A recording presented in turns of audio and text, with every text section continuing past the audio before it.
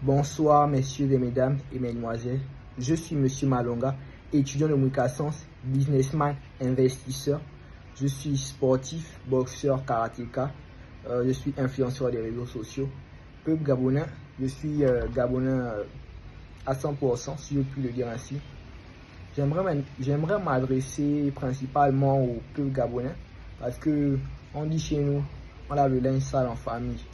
Je vois beaucoup de personnes qui critiquent le président sur les réseaux, qui ne fait pas ce qu'il faut, qui ne fait pas ce qu'il sied. Je ne suis pas opposant de quelqu'un ou de qui que ce soit.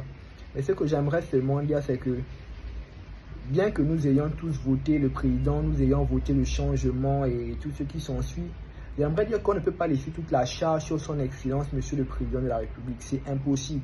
Bien qu'il soit quelqu'un de droit, quelqu'un d'honnête, quelqu'un de vertueux, nous ne pouvons pas lui laisser tout le travail. Le travail commence aussi depuis chez nous. Ça commence aussi dans nos maisons. Ça commence aussi dans notre façon de vivre. Ça commence même dans notre façon d'aller jeter la saleté. Je vois des grandes personnes, des gens qui sont censés être matures. Vous finissez de manger, vous êtes en route, vous jetez vos chassés par terre. Vous insultez, vous nous montrez par l'exemple. Je ne suis pas de ceux-là qui croient que parce qu'il y a un président dans le pays, c'est le président qui doit tout faire. Je pense que chacun de nous devons mettre la main à la pâte, nous devons travailler, nous devons l'accompagner, nous devons le soutenir.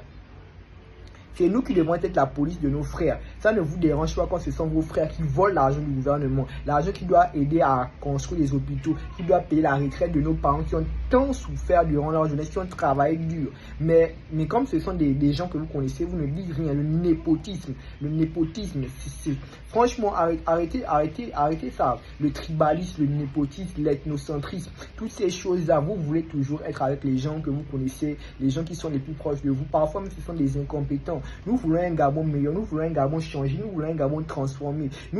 Tout ça, on ne peut pas parler de développement si le comportement ne s'y est pas. On ne peut pas parler de comportement sans mentalité. Il faut refaire la mentalité. Parce que beaucoup de Gabonais ont des mentalités de bonobos et de singes. Je suis désolé de vous le dire, mais c'est la vérité.